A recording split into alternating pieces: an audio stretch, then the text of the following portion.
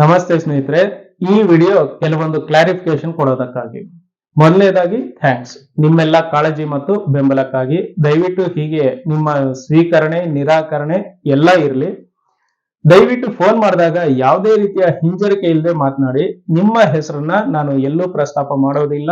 ನಿಮ್ಮ ಸಲಹೆ ಖಂಡನೆ ಬಗ್ಗೆ ಅಷ್ಟೇ ನಾನಿಲ್ಲಿ ಹೇಳ್ಕೊಳ್ತೇನೆ.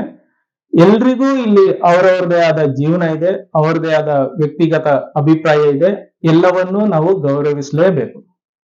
ಸ್ನೇಹಿತರೊಬ್ರು ಫೋನ್ ಮಾಡಿ ಊರುದ್ಧಾರ ಮಾಡ್ತೀನಿ ಅಂತ ಹೋಗ್ತಿದ್ಯಾ, ನಿನಗೆ ಹುಚ್ಚಿಡಿದಿದೆ, ಮೊದಲು ನಿಮಾನ್ಸ್ಗೆ ಅಡ್ಮಿಟ್ ಆಗಿ ಕ್ಯೂರ್ ಮಾಡ್ಕೊ ಅಂದ್ರು. ಸಾರಿ ಗೆಳೆಯ, ನನ್ನ ಈ ಹುಚ್ಚು ಕ್ಯೂರ್ ಆಗೋ ಸ್ಟೇಜ್ ಅನ್ನ ದಾಟ್ ಹೋಗಿದೆ.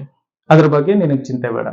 ಇನ್ನು ನನ್ನ ಕಳೆದ ವಾರ ವಿಡಿಯೋ ನೋಡಿದ ಸ್ನೇಹಿತರೊಬ್ರು, ಇಲ್ಲಯ್ಯ ನಿನಗೆ ಇಲ್ಲಿನ ಪ್ರಾಕ್ಟಿಕಲ್ ಸಮಸ್ಯೆಗಳ ಬಗ್ಗೆ ಒಂದಿಷ್ಟು ಗೊತ್ತಿಲ್ಲ, ಇಲ್ಲಿ ವಾರ್ಡ್ ಕೌನ್ಸಿಲರ್ಸ್ ಆಗ್ಲಿ ವಾರ್ಡ್ ಮೆಂಬರ್ಸ್ ಆಗ್ಲಿ ಅವರಿಗೆ ಸಲಾಂ ಹೊಡೆಯೋದಕ್ಕೆ ನೂರಾರು ಕಾರಣ ಇದೆ ಅಂದ್ರು. ಸ್ನೇಹಿತರೆ, ಮೊದಲನೇದಾಗಿ ನಾನು ಸರ್ವಜ್ಞ, ನನಗೆ ಇಲ್ಲಿ ಎಲ್ಲಾ ಸಮಸ್ಯೆಗಳ ಪರಿಹಾರ ಗೊತ್ತಿದೆ, ನಾನು ಹಿಂದೆ ಬ್ಲೈಂಡ್ ಆಗಿ ಬನ್ನಿ ಅಂತ ಹೇಳ್ತಾ ಇಲ್ಲ. ನನ್ನ ಪರಿಮಿತಿ ನನಗ್ ಗೊತ್ತಿದೆ. ಪರಿಹಾರಕ್ಕಾಗಿ ನಾವೆಲ್ಲ ಒಂದಾಗಿ ಯೋಚಿಸೋಣ ಅಂತಿದ್ದೀನಿ ಅಷ್ಟೇ. ನೀವು ಬಾಯಿ ತೆಗೆಯೋವರೆಗೂ ನಾನ್ ಬಡಬಡಿಸ್ತಾ ಇರ್ತೀನಿ ಅಷ್ಟೇ.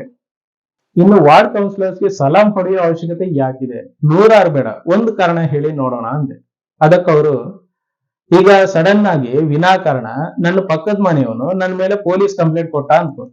ಪೊಲೀಸ್ ನಿಂದ ಬಚಾವ್ ಆಗ್ಬೇಕು ಅಂದ್ರೆ ನನ್ನ ವಾರ್ಡ್ ಮೆಂಬರ್ ಕೈಲಿ ನಾನು ಫೋನ್ ಮಾಡಿಸ್ಬೇಕಾಗಿ ಬರುತ್ತೆ. ಅದಕ್ಕೆ ನಾನು ಅವನ ಹತ್ರ ಚೆನ್ನಾಗಿರ್ಬೇಕಲ್ಲ.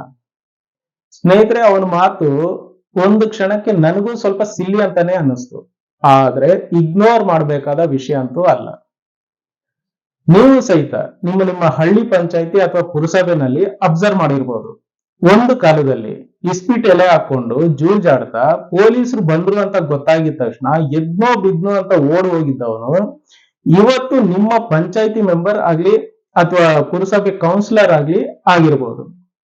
ಒಂದು ಕಾಲದಲ್ಲಿ ಯಾವುದೋ ಒಂದು ಚಿಕ್ಕ ಶೆಡ್ ಹಾಕೊಂಡು ರಾಜಿ ಸೆಟಲ್ಮೆಂಟ್ ದಂಧೆಗಳನ್ನ ಮಾಡ್ಕೊಂಡಿದ್ದವನು ಇವತ್ತು ನಿಮ್ಮ ಪೊಲೀಸ್ ಸ್ಟೇಷನ್ ಆಗ್ಲಿ ನಿಮ್ಮ ಪಂಚಾಯತಿ ಆಗ್ಲಿ ನಿಮ್ಮ ಪುರಸಭೆಯನ್ನೇ ಅವನ ಸೆಟಲ್ಮೆಂಟ್ ಅಡ್ಡ ಮಾಡ್ಕೊಂಡಿರ್ಬೋದು.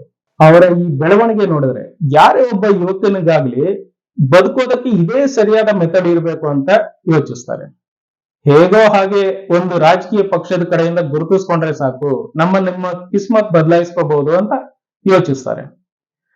ಸಂಬಳ ಇಲ್ಲದೆ ಇರೋ ಎಷ್ಟೋ ಮಂದಿ ಇದೇ ಹಾದಿಯನ್ನ ಹಿಡಿದಿದ್ದಾರೆ. ಕೆಲವರಂತೂ ಆರ್ಗನೈಸ್ಡ್ ಕ್ರೈಮ್ಸ್ ಅಲ್ಲಿ ತೊಡಗಿಸ್ಕೊಂಡಿದ್ದಾರೆ. ಅದಕ್ಕೆ ಈ ಲೋಕಲ್ ರಾಜಕಾರಣಿಗಳೇ ಫೆಸಿಲಿಟೇಟರ್ಸ್. ಅವರೇನೋ ಇಂತ ಹಾದಿ ಹಿಡಿದಿದ್ದಾರೆ ಸರಿ, ಆದ್ರೆ ಅವರ ಕೆಲಸ ಸಲೀಸ್ ಮಾಡ್ಕೊಟ್ಟವ್ರು ಯಾರು? ನಾವು ನೀವೇ ಅಲ್ವೇ? We are also the partners in their crimes. ಅವರು ಲೋಕಲ್ ಎಲೆಕ್ಷನ್ ನಲ್ಲಿ ಗೆಲ್ಲಬೇಕು ಅಂದ್ರೆ ವೋಟ್ ಹಾಕ್ದವ್ರು ಯಾರು? ನಾವು ನೀವೇ ಅಲ್ವೇ? ಸೊ ಅವರನ್ನ ಪ್ರಶ್ನೆ ಮಾಡೋ ಯೋಗ್ಯತೆ ಅರ್ಹತೆ ನಮ್ಮಲ್ಲಿದೆಯಾ? ಅಲ್ಲಯ್ಯ, ಇನ್ನು ನಿಂತಿರೋರೆಲ್ಲ ಕೆಲ್ಸಕ್ಕೆ ಬರ್ದೇ ಇರೋರೇನೆ, ಆದ್ರೆ ವೋಟ್ ಅಂತೂ ಹಾಕ್ಲೇಬೇಕಲ್ಲ. ಯಾರು ಹೆಚ್ಚಾಗಿ ಹಣ ಎಂಡ ಹಂಚಿದ್ರು ಅವ್ರಿಗೂ ವೋಟ್ ಹಾಕಿ ಬಂದ್ವಿ. ಇದ್ರಲ್ಲಿ ತಪ್ಪೇನು? ಏನೇ ಹೇಳಿದ್ರು ನಿಮ್ಮಲ್ಲಿ ಒಂದು ಸಮಜಾಯಿಷಿ ಅಂತೂ ಇದ್ದೇ ಇದೆ ಅಂತ ಆಯ್ತು. ಆ ಸಮಜಾಯಿಷಿಗಳು ಏನು, ಎಕ್ಸ್ಕ್ಯೂಸಸ್ ಏನು ಅನ್ನೋದನ್ನ ಕಮೆಂಟ್ ಬಾಕ್ಸ್ ಅಲ್ಲಿ ತಿಳಿಸಿ ಚರ್ಚೆ ಮಾಡೋಣ, ಪರಿಹಾರ ಕಂಡುಕೊಳ್ಳೋಣ. ಏನಪ್ಪಾ ಇದೆಲ್ಲ, ನೆಕ್ಸ್ಟ್ ನಿನ್ನ ಇಲೆಕ್ಷನ್ಸ್ ನಿಲ್ಲೋದಕ್ಕೆ ಪ್ರಿಪರೇಷನ್ ತರ ಕಾಣಿಸ್ತಾ ಇದೆ ಅಂತ ನಿಮ್ಮಲ್ಲಿ ಸಂದೇಹ ಬಂದ್ರೆ ತಪ್ಪು ನಿಮ್ದಲ್ಲ. ನಮ್ಮ ವ್ಯವಸ್ಥೆ ಮತ್ತು ಅದಕ್ಕೆ ತಕ್ಕಂತೆ ನಮ್ಮ ಯೋಚನೆಗಳು ಸಹಿತ ತಳಮಟ್ಟಕ್ಕೆ ಕುಸಿದಿದೆ ಅಷ್ಟೇ.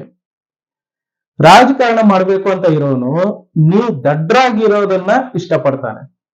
ರಾಜಕಾರಣವನ್ನು ಪ್ರಶ್ನೆ ಮಾಡೋನು ನೀವು ಪ್ರಶ್ನೆ ಮಾಡೋದು ಹೇಗೆ ಅಂತ ಹೇಳ್ತಾನೆ. ರಾಜಕಾರಣಕ್ಕೆ ಬಂದು ಇಲ್ಲಿ ಮಿರಾಕಲ್ ಮಾಡಿ ತೋರಿಸ್ತೇನೆ ಅನ್ನೋರು ಇಲ್ಲಿ ಸಾಕಷ್ಟಿದ್ದಾರೆ.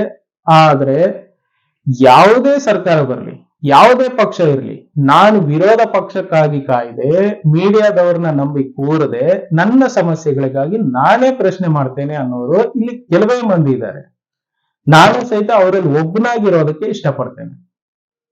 ಇನ್ನು ಈ ಲೋಕಲ್ ವಾರ್ಡ್ ಮೆಂಬರ್ಸ್ ಆಗ್ಲಿ ವಾರ್ಡ್ ಕೌನ್ಸಿಲರ್ಸ್ ಆಗ್ಲಿ ಇವರ ಪೊಲೀಸ್ ಸ್ಟೇಷನ್ ನೆಕ್ಸಸ್ ಅಂದ್ರೆ ಅನೈತಿಕ ಸಂಬಂಧ ಆಗ್ಲಿ ಪೊಲೀಸ್ ಅರಾಜಕತೆ ಆಗ್ಲಿ ನ್ಯಾಯಾಂಗದ ನಿರ್ಲಕ್ಷ್ಯ ಮತ್ತು ಬೇಕಾಗಿರುವ ಸುಧಾರಣೆಗಳ ಬಗ್ಗೆ ಆಗ್ಲಿ ಇಲ್ಲಿ ಮಾತನಾಡಬೇಕು ಅಂದ್ರೆ ಅದು ಬೇರೆ ಟಾಪಿಕ್, ಸಮಯ ಹಿಡಿಯುತ್ತೆ. ಸಾಧ್ಯವಾದ್ರೆ ಮುಂದಿನ ವಾರ ನೋಡೋಣ. ಪ್ರಜಾಪ್ರಭುತ್ವದ ಸಬಲೀಕರಣದ ನಮ್ಮ ಈ ನಿರಂತರ ಯತ್ನದಲ್ಲಿ ನಿಮ್ಮ ಪ್ರೋತ್ಸಾಹ ಮತ್ತು ಆಶೀರ್ವಾದ ಬಹಳ ಮುಖ್ಯ. ಮುಂದಿನ ವಾರ ಸಿಗೋಣ. ಜೈ ಕರ್ನಾಟಕ, ಜೈ ಹಿಂದ್.